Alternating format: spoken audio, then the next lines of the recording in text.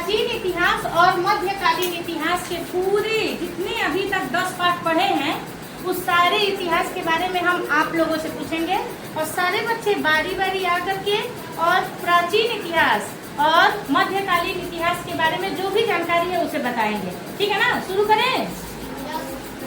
बोलिए। चलिए आज हम जाने प्राचीन इतिहास के बारे में। पहले के मानव जंगलों में रहते थे। मानव ने पूरा पाषाण काल में आग जलाना सीखा। फिर उन्होंने पत्थरों के औजार बनाना सीखा। फिर इसीलिए हम इसे पाषाण काल कहते हैं। हमारी प्राचीन इतिहास हड़प्पा सभ्यता है। सिंधु नदी पर स्थित हुई। हड़प्पा सभ्यता में एक नगर था मोहनजोदाड़ो। मोहनजोदाड़ो में एक नगरी स्थित थी। तानसे की जो मूर्ति है यह मोहनजोदाड़ो से प्राप्त हुई थी। मिस्र की सभ्यता नील नदी पर विकसित हुई।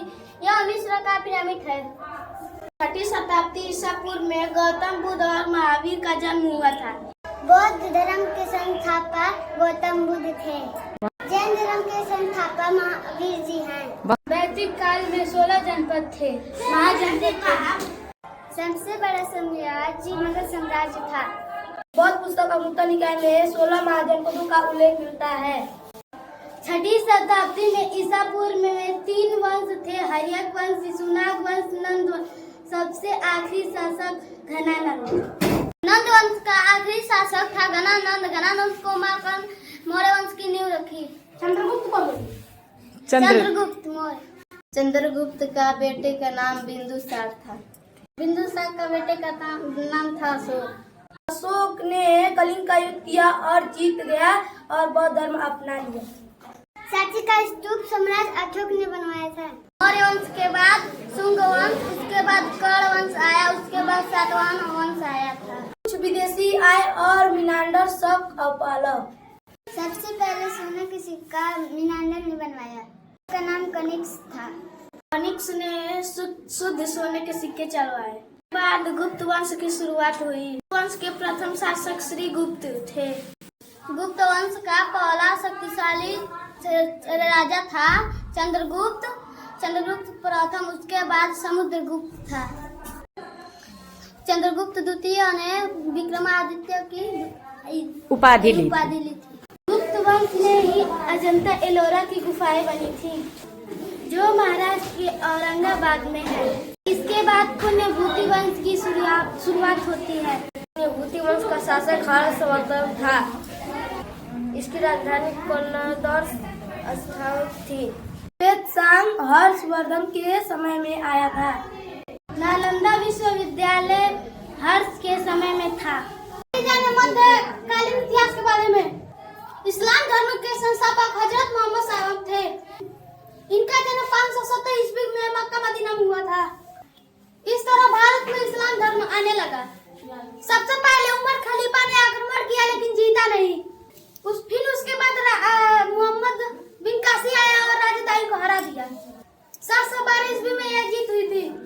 ऐसा ही एक शासक था महमूद गजनवी जो भारत के सोमनाथ मंदिर पर 17वां आक्रमण किया 1000 से 1025 तक। उसके बाद मोहम्मद गौरी आया। मोहम्मद गौरी ने पृथ्वीराज चौहान को तराइन के द्वितीय युद्ध में हराकर यहाँ पर शासक बन गया और सल्तनत काल की शुरुआत हुई। सल्तनत काल के 5 वंश यहाँ पर राज किए। कुतुब, गुलाम या तुर्क वंश, खिलजी वंश, तुगलक वंश, सैयद वंश, लोदी वंश। तुगलक वंश की शुरुआत कुतुबुद्दीन ऐबक ने की थी। उसके मृत्यु के बाद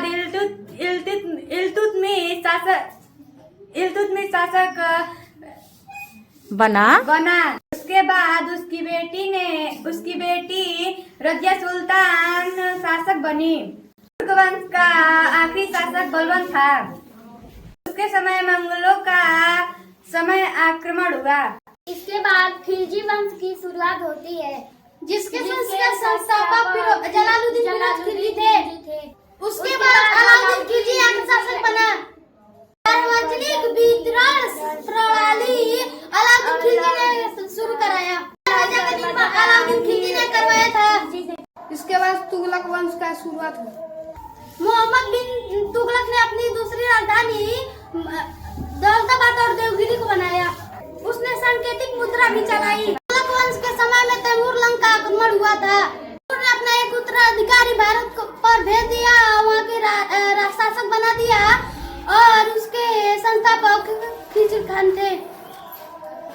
लोधी वंश की शुरुआत होती है, जो 3 शासक थे, बहलोत लोधी, सिकंदर लोधी, इब्राहिम लोधी।